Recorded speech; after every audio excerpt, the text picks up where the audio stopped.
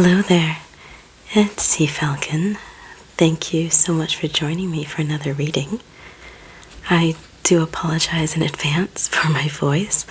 Unfortunately, I'm still getting over a little bit of illness, but I found this book about 150 nature hotspots in Canada, and I couldn't resist.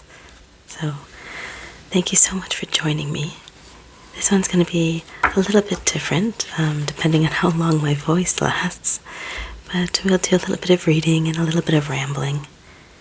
I'm so happy you could join me, and I hope you find it very relaxing. So, without further ado, let's go ahead and start reading 150 nature hotspots in Canada, the best parks, conservation areas, and wild places. As you can see, I found many places that I'm either interested in going, that I have been, that I know a little bit about, or that I would want to learn more about. So hopefully you can join me and we can experience this together.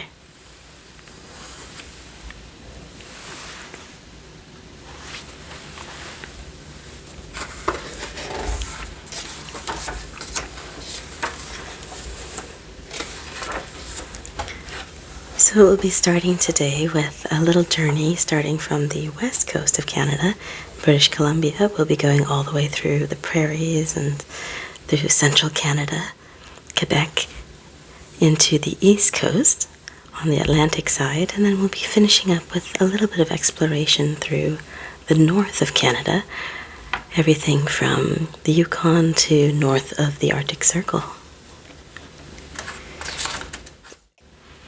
A brief overview is going to be the west coast. Here we have labeled 1. Then we have the Prairie Provinces of Alberta, Saskatchewan, and Manitoba. Then we have central Canada with Ontario and Quebec. And then we have Atlantic Canada with New Brunswick and PEI, Prince Edward Island, Newfoundland and Labrador, Nova Scotia. And then up north we have the other areas, Yukon and such. A little bit of background about Canada. It is a country of outstanding natural beauty, and the proof is in the numbers. At almost 10 million square kilometers, it is the second largest country in the world by total area. It stretches east to west from the Atlantic Ocean to the Pacific Ocean and northward to the Arctic Ocean, encompassing 20 ecozones and 194 different ecoregions. Canada's lakes, rivers, streams, and wetlands hold 20% of the world's fresh water. And yet Canada's human population amounts to only half of 1% of the world's total. Definitely a nature lover's paradise.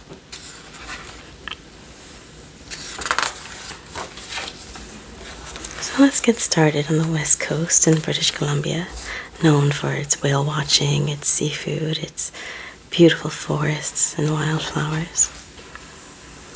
Here we have Macmillan Provincial Park, Cathedral Grove. While some trees remain standing, other fallen giants provide food and shelter for the diverse flora and fauna of Cathedral Grove. It may be the oldest old-growth forest in British Columbia. Douglas firs and western red cedars, some over 800 years old, tower over their awestruck admirers. Some are sadly still being logged for timber. And despite its high numbers of annual visitors, this forest remains a treasure trove of natural wonders worth visiting. Phenomenal giant Douglas firs, up to 9 meters around, are protected within the boundaries of the park. Now, I find there's something so humbling about being in the presence of something so old. It's very apt that they call it Cathedral Grove, because in the cathedral of the trees you get that same feeling of awe, of teeny tininess, a sense of humility in the presence of something so old and so beautiful. Oftentimes, being surrounded by something like this is a little bit like being in a cathedral. Moving on, there's no shortage of beautiful locations in British Columbia. Here we have Forbidden Plateau and the Strathcona Provincial Park, meandering through meadows and wetlands surrounded by hemlock forests. We also have the Golden Ears Provincial Park. We have these lovely ferns, lush trees and forests, wildflowers, deep blue lakes and stunning mountains. Now the Burgess Shale is an interesting place in Yoho National Park, as these rocky slopes protect some of the world's most important fossils.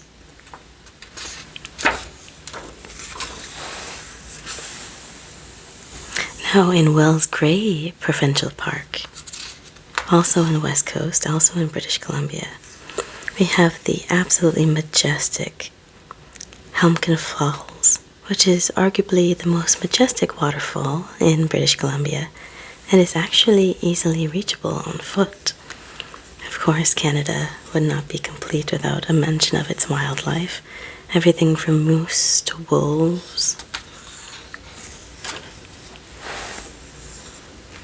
Now, these are the images we so often associate with Canada and its stunning landscapes. These dramatic snow-topped mountains, these deep aquamarine lakes, and these pine forests.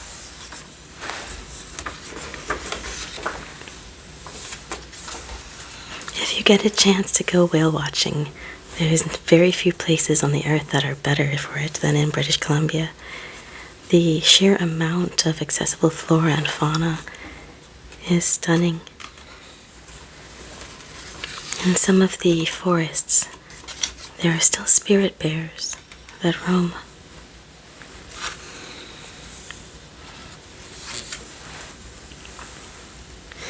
Up next, we have the Prairie Provinces, Alberta, that adjoins British Columbia in the west. Then we have Saskatchewan in the middle, and then Manitoba with Ontario on the right-hand side. Now, when we think about the Prairie Provinces, we tend to think of long, endless, open skies and open prairie with not much to see. But the truth couldn't be further from that, as there are so many national parks, lakes, and different flora and fauna throughout. Let's get started, shall we? Here we have the Waterton Lakes National Park, which is where the prairies meet the mountains.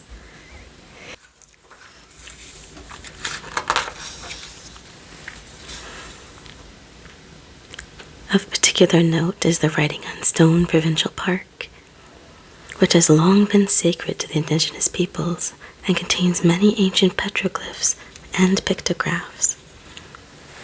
The eroded landscape at Writing on Stone is a mesmerizing place to explore.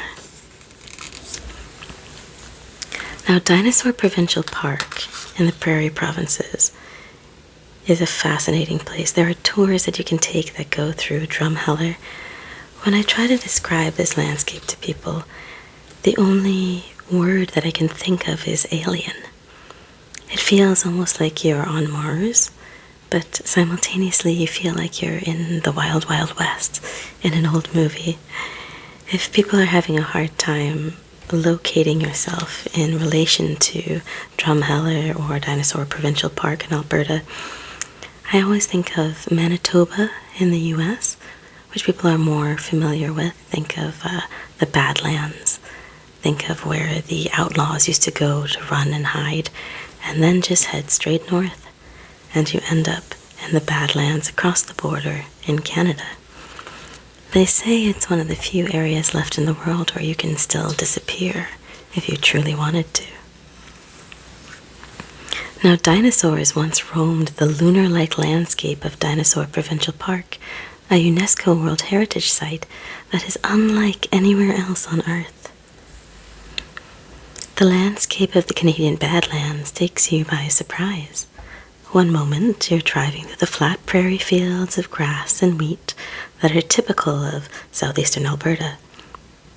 The next, the scenery breaks away to a starkly beautiful landscape of semi-arid steppes, gorges, buttes, and oddly misshapen hoodoos. It's an area of exceptional beauty, and the landscape played a part in the decision to make Dinosaur Provincial Park a UNESCO World Heritage. Now, this UNESCO World Heritage Site contains the highest concentration of late Cretaceous period fossils in the world. Activities here include dinosaur digs, bus tours, fossil prospecting, guided hikes, and interpretive theater programs. The outstanding number and variety of high-quality fossil specimens inside the park is a second major consideration for its UNESCO Heritage designation. Every known group of Cretaceous dinosaur is found here.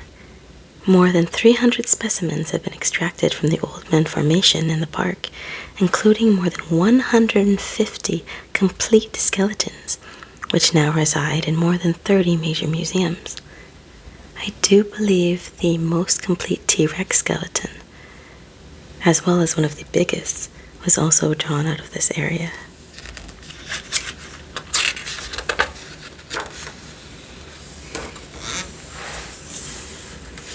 Now, if dinosaurs are not your thing, then there's always Bow Valley Provincial Park.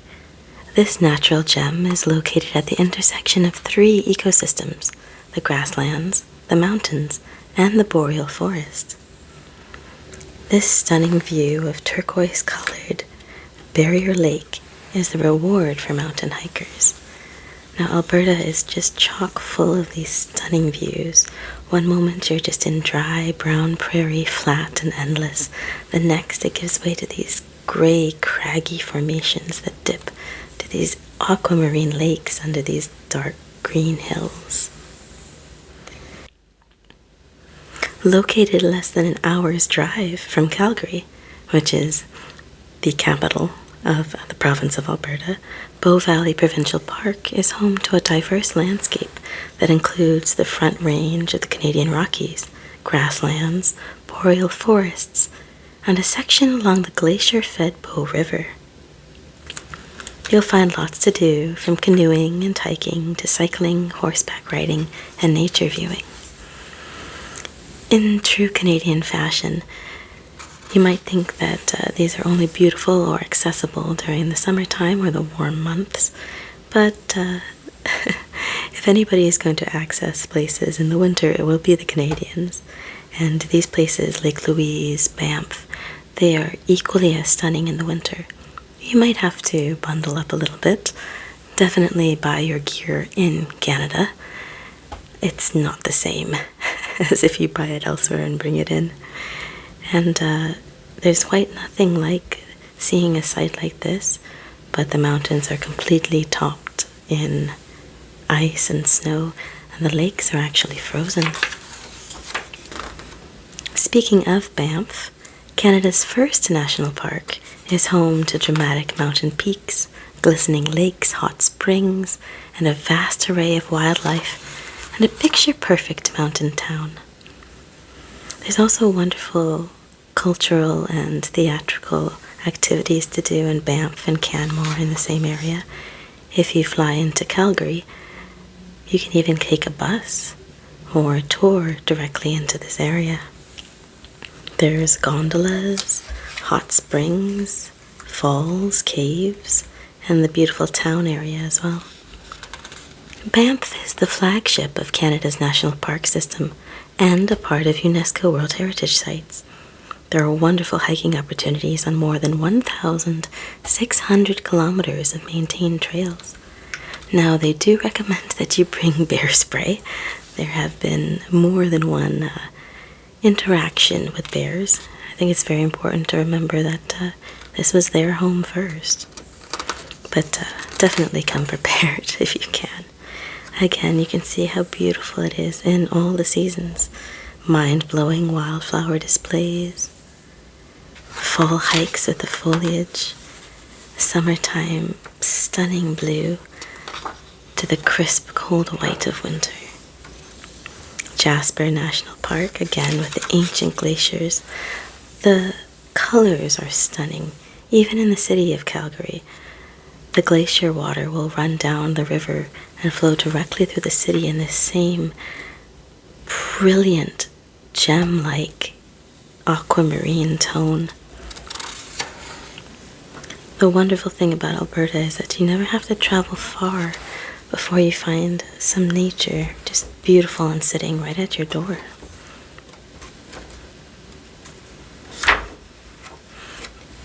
Moving a little further east now, we arrive in the province of Saskatchewan, which is not the easiest one to say, but give it a few tries and you'll get it. Saskatchewan. Now, also as one of the Prairie Provinces, it has a variety of things, mainly grasslands and prairies. But Grasslands National Park is very famous for its reintroduced native species, including bison and buffalo as well. Now, interesting about this particular park is it's listed as Canada's darkest dark sky preserve. It's also the only national park to represent the prairie grasslands natural region. Created by erosion from glacial meltwater, the park features a mix of open grasslands, stunning buttes, rolling hills, coulees, and scenic vistas of the Frenchman River Valley.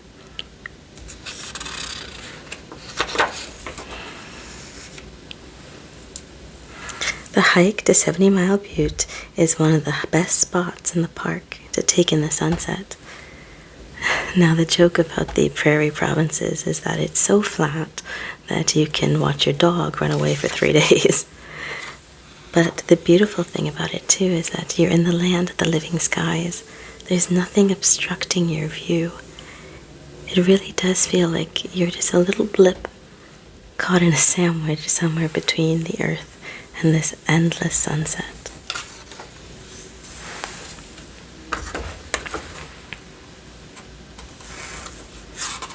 If we continue a little bit further on, heading east still, from BC to Alberta, from Alberta to Saskatchewan, from Saskatchewan now to Manitoba, we see it change a little bit.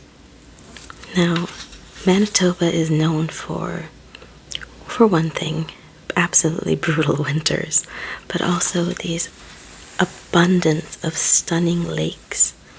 Spruce Woods National Provincial Park is also home to Manitoba's only native lizard. It has everything from sand dunes to deep, deep lakes. Speaking of lakes, Little Limestone Lake Provincial Park, a touch of the Caribbean in Manitoba, thanks to a huge marl lake that changes color throughout the day. Little Limestone Lake Provincial Park, sometimes called Manitoba's Caribbean because of the color of the lake's water, is a World Conservation Union protected area, and for a very good reason. It's the world's largest and most outstanding marl lake. It's also known as Manitoba's color-changing lake. Now, what is a marl lake? I had to look this up myself, but the book here says that a marl lake changes color as the temperature of the water rises in summer, causing the calcite in the water to separate and form tiny crystals.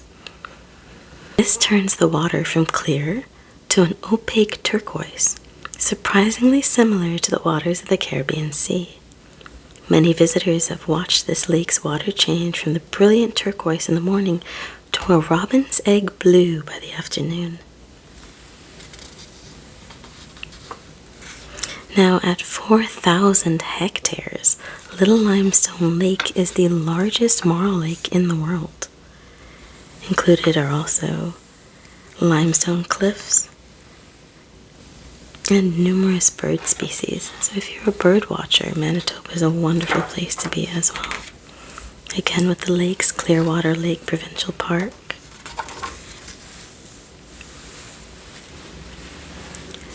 Now, moving even further eastward, we finally reached central Canada.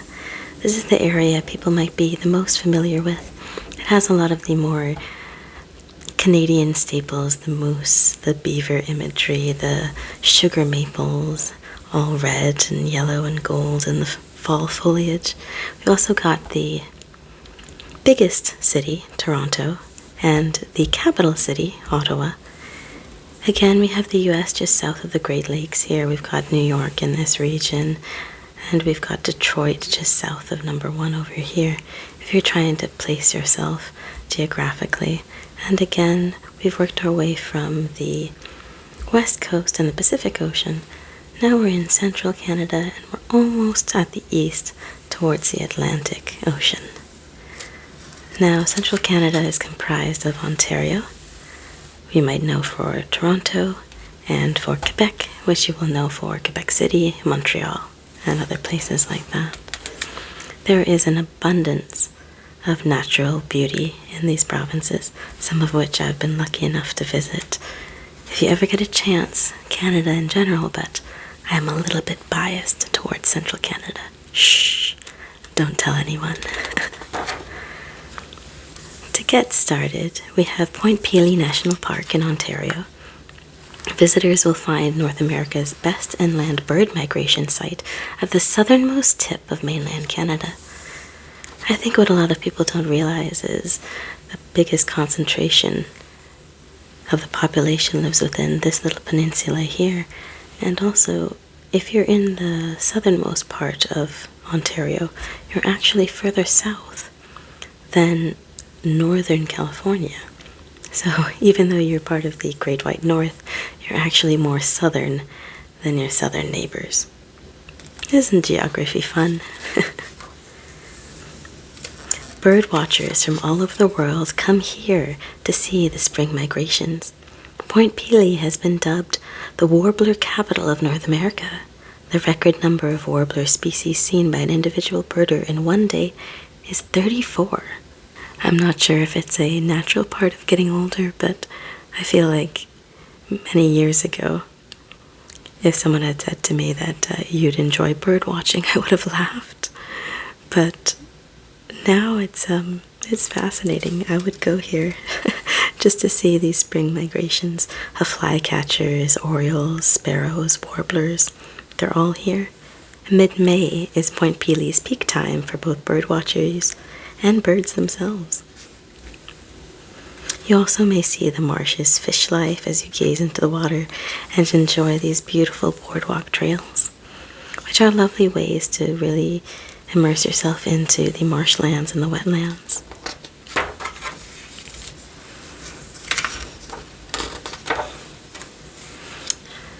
Niagara River, the Niagara Gorge. Of course, most people are familiar with Niagara Falls, which I think used to be the honeymoon capital of the world. It might still be. And then the lesser known and slightly lesser American Falls on the other side. But most people don't realize that Niagara Gorge, Niagara on the Lake, the entire Niagara region is wetlands, rivers, waterfalls, nature reserves. There's so much more to it than just the falls. Although a lovely dinner looking over the falls and some chocolate-covered strawberries afterwards are not a bad idea either. Again, you can start at Niagara on the Lake, which has a beautiful summertime Shakespeare festival, wonderful food, and then you can work your way up and enjoy watching all the gulls. We have Rouge National Urban Park next. For city dwellers, this park is a natural wonderland of a lifetime. In a collection that celebrates Canada's nature hotspots, it would be impossible to ignore the Rouge. In reality, there are countless hotspots in this vast urban park, which is sprawling 79 square kilometers and stretches from the Oak Ridge Moraine in Lake Ontario, with the Rouge River system as its centerpiece. Situated near 20% of Canada's population, the Rouge National Urban Park is explicitly regarded as an opportunity for city-dwelling Canadians to connect with the country's natural heritage. This huge park is within driving distance of 1/5 of Canada's population, and is home to an abundance of species of plants and animals, both familiar and uncommon. It's also the first national park to be established in an urban area. Now, this is actually located in Scarborough, which is just a little bit east to the main city of Toronto. Also known in that area is the Scarborough Bluffs, which is a stunning natural region where the land just drops completely away in the Bluffs area, all the way down to a little sliver of beachfront before it drops into Lake Ontario. If you've never seen the Great Lakes, they are awe-inspiring. On a stormy day, if you stand on the shores, you can't believe that it's not the ocean. There's schooners and galleons wrecked at the bottom. It could take you days to cross. For residents of the Greater Toronto Area, it's a backyard wonderland that could take a lifetime to explore. Famous also is the Presqu'île Provincial Park, which offers a lot of diversity in a very small package, with many, many different habitats. Now, the word presqu'île means almost island in French. Now, it's known as a tombolo, a gradual accretion of sand that has created a connecting spit between a limestone island and the mainland. This almost island projects into the smallest of the Great Lakes, and its unusual geography and geology has resulted in the park harboring an interesting inventory of habitats. Once again, it's known particularly for its bird migrations in the spring and in the fall, although in true Canadian style, it is open for camping year-round. Now, Sandbanks Provincial Park is a very interesting one on our list. There's nowhere quite like it in the world. Now, Sandbanks is the site of the world's largest freshwater baymouth sand barrier dune formation. This sandy projection into Lake Ontario makes Sandbanks a bird migration mecca in spring and fall. Now, very interesting is because of the sand dunes and the sand barriers, you can walk out into the area of Sandbanks Provincial Park into the lake for tens, if not 20s, if not hundreds of feet, and never go above your knees. Also, when you're sitting there in the mid-July hot sun with the white sand and the dunes behind you and the blue water over in front of you and the blue sky overhead, it's hard to remember that you're actually in Canada. Part of Canada's incredible natural heritage is its lakes, and you can see that evidence nowhere better than the Thousand Islands. One of Ontario's most famous summer playgrounds, the Thousand Islands, are an archipelago that spans the Canada-US border along the St. Lawrence River. On the Canadian side, they are scattered over some 80 kilometers from the outlet of Lake Ontario near Kingston to Brockville.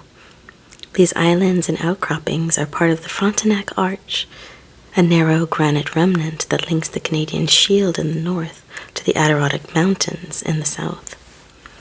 They've been scrubbed, scoured, and shaped by glaciers, leaving a legacy of windswept trees, bluffs, granite cliffs, beaches, potholes, and wide-ranging rock formations.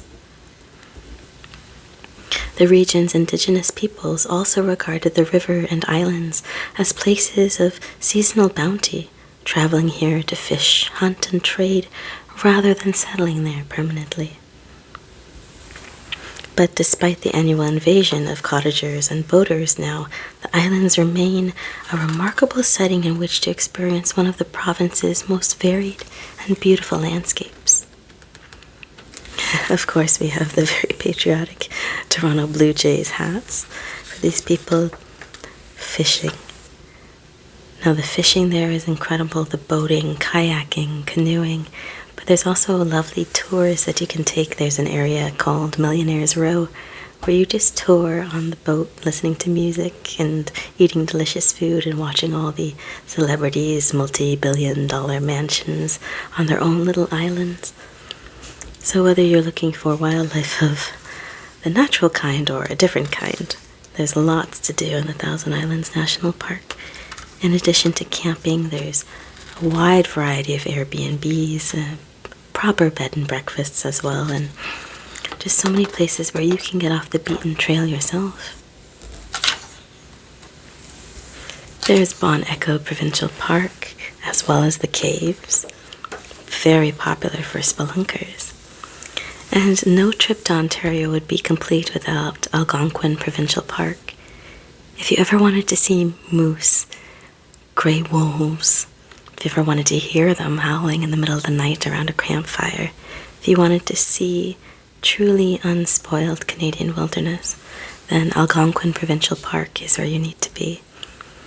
There's a wonderful group of Canadian artists called the Group of Seven that really solidified what it was to paint the Canadian landscape, and part of the imagery that's most iconic is very similar to what you'd find in Algonquin Provincial Park. I would recommend you go check out their work if you have a moment. Even better, go see Algonquin in its beauty for yourself. Now, it is one of the best places in North America to see moose, which are terrifying. Even at a distance, they are massive. Quite often, their legs will be higher than your car, and their massive body weight will hover somewhere above you. Now, the park's pristine lakes and rivers are paddling paradise.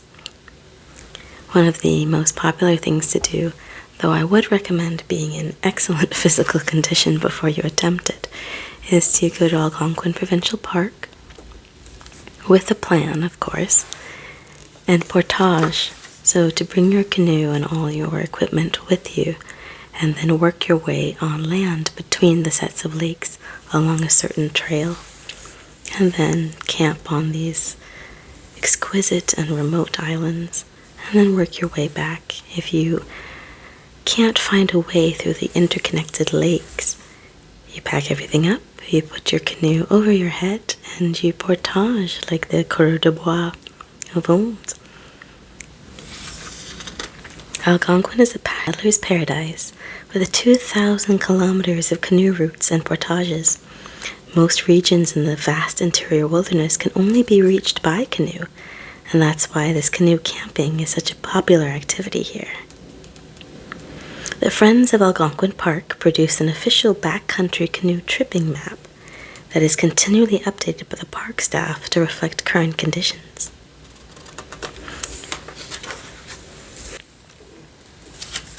Again, there are artist centers showcasing the wonderful artwork that comes out of this spectacular region.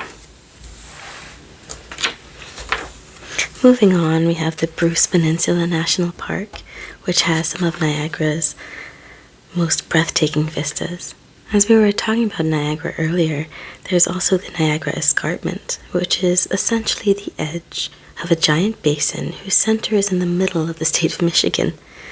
Traveling north from Niagara to the eastern side of the Bruce Peninsula, the escarpment continues, although broken with watery gaps, all the way to Manitoulin Island. Now, the water there has its signature turquoise tinge, beautiful little towns along the way, forests, cliffs, and the stunning water. Here we have the famous loon.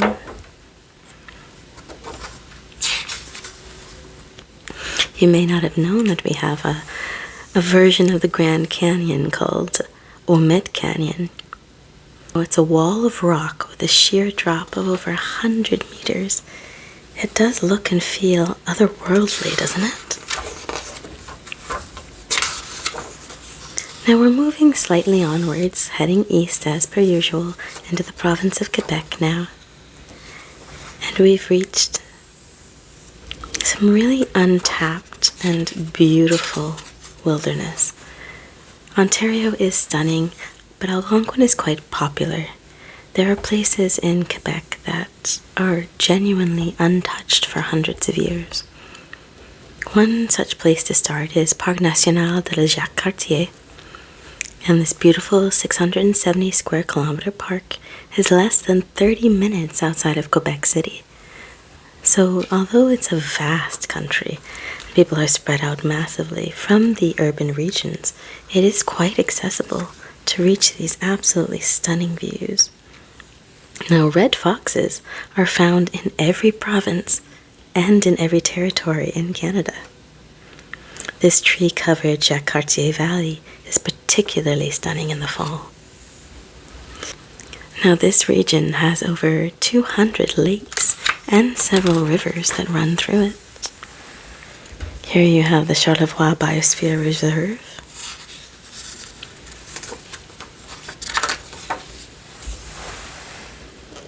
Again, for bird watching, for whale watching, heading up the St. Lawrence River.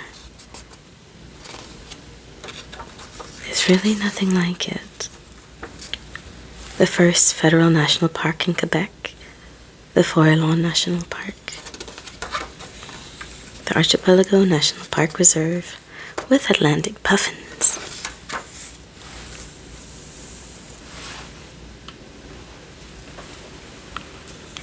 We've made our way now from the west coast in British Columbia along the shores of the Pacific Ocean all the way through the heartland, the prairies, central Canada, Ontario, Quebec, all the way to Atlantic Canada on the east coast along the Gulf of St. Lawrence, the Labrador Sea, and of course the Atlantic Ocean.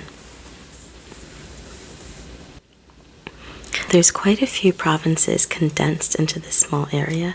First, we've got this peninsula of Quebec that extends all the way to the ocean, but we also have Labrador, Newfoundland and Labrador, which is one province on its own. We have New Brunswick,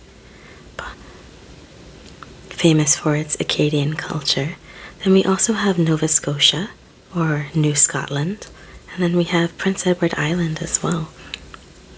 Now, Nova Scotia is fascinating because much of its territory and its geography is part of a mountain chain that runs underneath the Atlantic Ocean and does crop up on the northern portion of Scotland.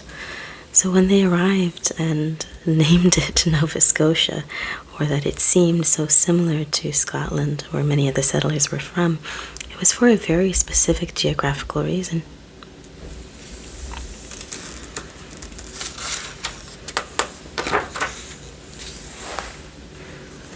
Quite famous are the charming Atlantic puffins, which can be spotted on many of the sea islands.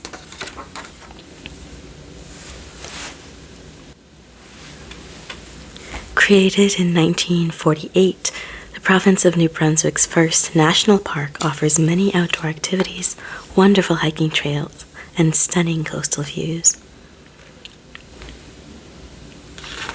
Now, the Fundy National Park is most popular for its Bay of Fundy, which has the largest tides in the world, but it's also known for peregrine falcons.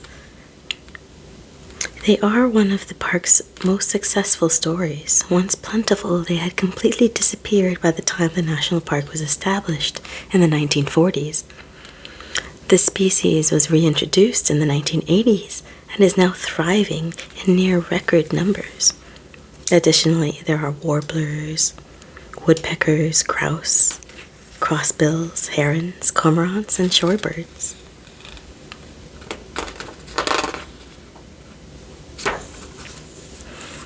Very famous are also the Hopewell Rocks, the Chimneys, the Sisters.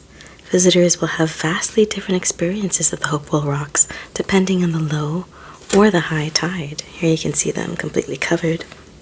People are kayaking underneath them. And then, of course, at the other tide, you see people walking directly underneath them on dry ground.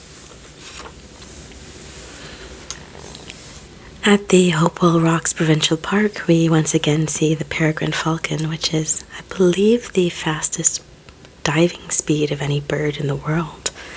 Again, a successful breeding story we introduced to the area. Over thousands of years, powerful tides in the Bay of Fundy have carved a remarkable landscape that could be explored on foot at low tide. Now, what makes this hotspot hot is that visitors can walk on the ocean floor among giant rock formations at this unique park. The Interpretive Center and its staff teach lessons on local geology, tides, wildlife, and history. Additionally, it's a paradise for bird watchers. At high tide, guided sea kayak excursions provide entirely different perspectives.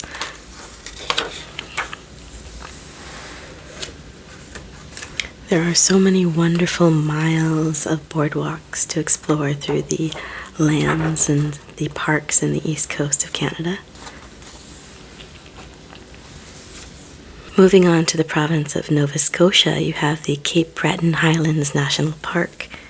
Now, this park is home to some of the prettiest coastal views in Canada. Despite being a boreal species, moose are found in all three land regions in Cape Breton Highland National Park. Now, it hosts both saltwater and freshwater beaches that are great for swimming, walking, and enjoying the sunsets. Now, the Skyline Trail platform overlooks the rugged coast of Cape Breton Island. From this viewpoint, it's easy to see why they describe this national park as where the mountains meet the sea. Now, Cape Breton Island is an island just off the coast, and it is one of the most spectacular places in autumn. The combination of different trees that grow in such high density in there turn the most brilliant shades of flaming orange, gold, copper, and of course your green fir trees interspersed. It truly is an island that becomes just a riot of color in the autumn.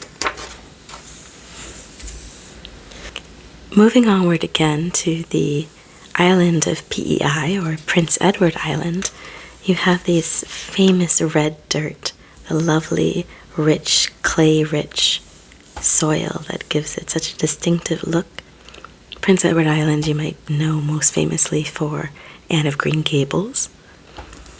Now at Cabot Beach Provincial Park, red cliffs surround a lovely swimming beach with day-use facilities at a campground on the western side of the island. Just to be warned, as it is abutting the Atlantic Ocean, as beautiful as it may be, it is cold year-round, that I can guarantee you.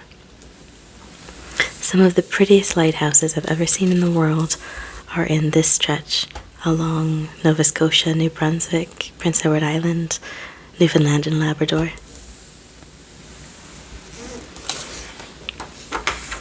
Of course, you have the Prince Edward Island National Park, more than 50 kilometers of trails that lead to woodlands, coastal wetlands, beaches, and dunes.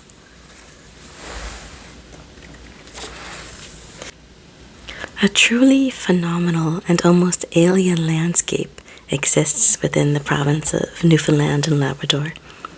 And one such place is Gros Morne National Park. It's a remarkable landscape of mountains, valleys, fjords, cliffs, lakes, waterfalls, forests, and beaches found in a UNESCO World Heritage Site. This looks like something straight out of a video game. Look at the symmetry of this deep valley that's cut into the gorge directly at this beautiful, deep lake. It's a geologically fascinating area, the book says, and I have to agree. The park was named for Newfoundland's second tallest mountain peak, which stands at 806 meters and is located inside the boundaries of the park. Mont Gros Morne literally means Big Dreary Mountain and is part of the Long Range Mountains, which are an area outlying range of the Appalachian Mountains. Important to remember if you want to impress a Canadian is that it's not pronounced Newfoundland, but altogether Newfoundland. Give it a try, it's quite fun.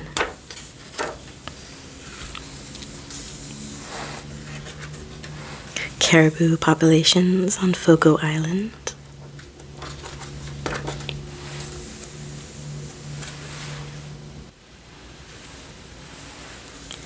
And no ramble and walk through Canada, the Great White North, would be complete without actually talking about the Great White North. Having worked our way from the west coast in British Columbia on the Pacific Ocean all the way through to the east coast on the Atlantic Ocean, we can't forget about the Yukon Territory, the Northwest Territory, and Nunavut, which hosts spectacular scenery of its own. Kluane National Park and Reserve is part of a UNESCO World Heritage Site. Are you starting to catch the trend here? That is the largest internationally protected area in the world. It has both the tallest and the largest mountains in Canada. Many large mammal species are found here, including North America's most genetically diverse grizzly bear population. There are wild sheep, bighorn sheep, wolves, coyotes, mountain goats, lynx that roam the park, along with black bears and grizzly bears. Now, the grizzly bear population revealed that the park has one of the most genetically diverse populations in the world. This is important because genetic diversity helps maintain the health of a species and allows for better adaptation to environmental changes. Grizzly bear populations have been declining throughout North America, and this has resulted in declining genetic diversity in many populations. There's a couple of colloquial sayings about what to do depending on which type of bear that you meet. Basically, there's things you can do for if you meet a black bear, if you meet a brown bear. But they say if you meet a grizzly bear, the only thing you can really do is pray.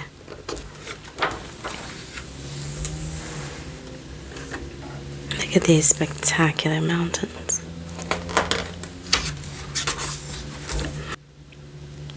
Now, the Bear and Salmon glaciers in northern British Columbia are on BC soil, but you do have to pass through the US in order to access them.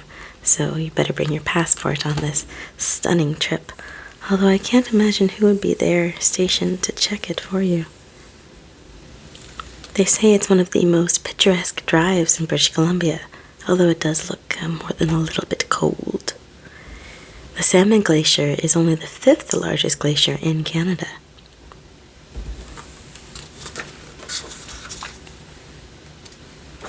Here's a lovely picture of a wood bison calf. The Nahanni National Park Reserve in the Northwest Territories is a true bucket list destination for adventurers. Twice the height of Niagara Falls, Virginia Falls, located here, is arguably one of the most beautiful falls in Canada and can be accessed by float plane through a licensed outfitter. Now there's an interesting experience, a true Canadian adventure, accessing these stunning, unspoiled wildernesses via float plane. Now it is also possible to get here via boat. Well, not motored boat, via some form of paddle boat, such as canoes, as there are no roads that lead into this National Park Reserve. We have the Wood Buffalo National Park, also in the Northwest Territories, that stretches into northern Alberta. Quite famously, in northern Manitoba, we have Churchill. Known as the polar bear capital of the world, Churchill is the go-to destination, not just for polar bear viewing, but also to see beloved belugas and the northern lights. Visitors aboard a tundra buggy can safely encounter polar bears in their natural setting. The Churchill region is one of the world's biggest polar bear denning areas, so mothers and cubs are frequently spotted, even in town. I do believe they have a special alarm for when one wanders into the populated areas. Also included, 60,000 beluga whales congregate along the Hudson Bay coast from June through till September. Now, Churchill's position directly beneath the Northern Hemisphere's auroral oval makes it one of the best locations on the planet to witness the northern lights. Now, this is something I've only ever seen vaguely a little bit, by luck, by chance, but truly the aurora borealis must be something spectacular, almost spiritual to witness. About 60,000 belugas, the largest concentration of the whales in the world, take over the waters of the Hudson Bay coastline every year. Again, we have the red fox, popular also here. And the optimal time to see the northern lights, they say, is on a clear night between January and March, and from late August or early September to December. Now this looks like something out of a movie. If you played the soundtrack from Lord of the Rings, don't you think it would fit? Mount Thor, Earth's tallest sheer cliff, stands out even in Ayutthayak's mountainous landscapes. I apologize for the pronunciation of that. I don't think I got that right. Ayutthaya? I think that might be a little bit closer. Although vegetation here is generally sparse, in summer there's a brief period where wildflowers like white mountain avens, yellow Arctic poppy, campion, and purple saxifrage dot the tundra meadows. Doesn't that look like the spine of some ancient beast? Finishing up today, we're just going to be looking at some areas of special interest. We've worked our way west all the way through east, from south all the way to north, and now we're just going to look at some areas a little bit outside of the other categories. We have some areas for the best multi-day backpacking trails. We have the Ontario Trail, combining Manitoba and Ontario along this 60-kilometer trail in Whiteshell Provincial Park, which is the longest trail in the Canadian Shield region. Now, the Canadian Shield is this wonderful area of just rock that extends out of northern Ontario and Quebec. Driving through that region is spectacular because to make room for the roads, they had to blast through bedrock. So you just drive essentially through what looks like red and gray quarries topped with these sparse and spectacular firs and pines. Expect to see white-tailed deer, moose, black bears, minks, beavers, otters, and a wide variety of birds. Also, popular is the Bruce Trail, which we mentioned before. The Fundy footpath along the Bay of Fundy, 41 kilometers in New Brunswick, or just the East Coast Trail along Newfoundland, spanning 300 kilometers from Portugal Cove to Cape St. Francis. If you're not a hiking or portaging person, there's also multi-day cycling trails everywhere from Annapolis Valley Trail in Nova Scotia to Confederation Trail in Prince Edward Island. Now, the colorful dancing lights of an aurora are created when charged particles from the sun become trapped in the Earth's magnetic field. This happens most often near the magnetic poles. The phenomenon is called aurora borealis in the North Pole and aurora australis in the South Pole. Canada's northern latitude and low light pollution makes it an ideal place for viewing aurora borealis. One such place would be Fort McMurray in Alberta, the Pass in Manitoba, Manitoulin Island in Ontario. At 2,766 square kilometers, Manitoulin Island in Lake Huron is the largest freshwater island in the world. The vastness of Canada cannot be underestimated. You have a gigantic island inside of a lake, which can be inside of an island, which can be inside of another lake. It's a fascinating place.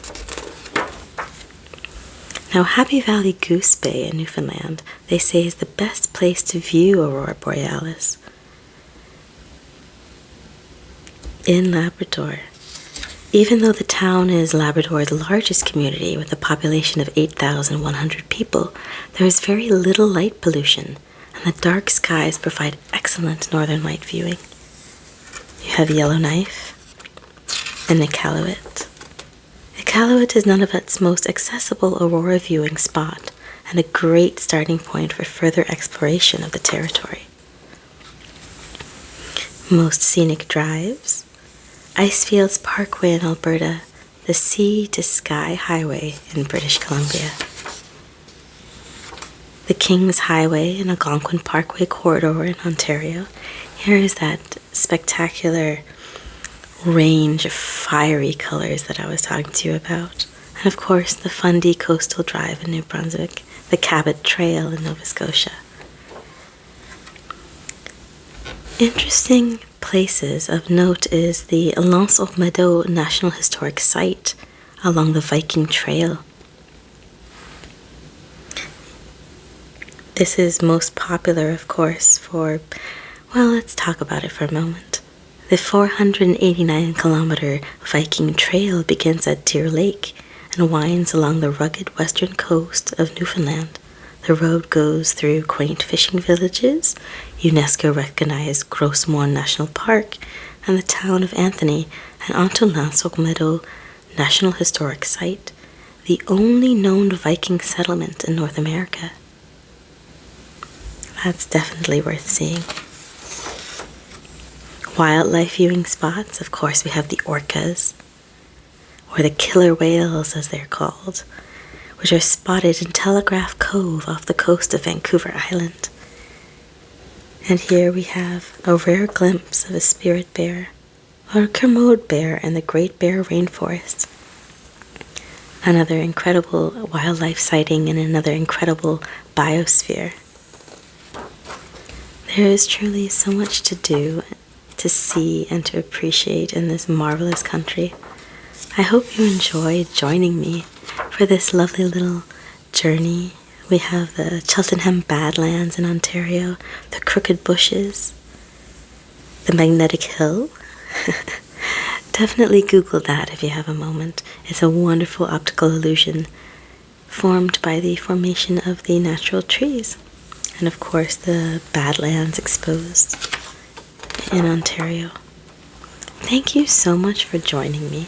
It's been an absolute pleasure speaking with you and talking with you about 150 nature hotspots in Canada. I hope you found it relaxing. Once again, I apologize for how gravelly my voice sounds.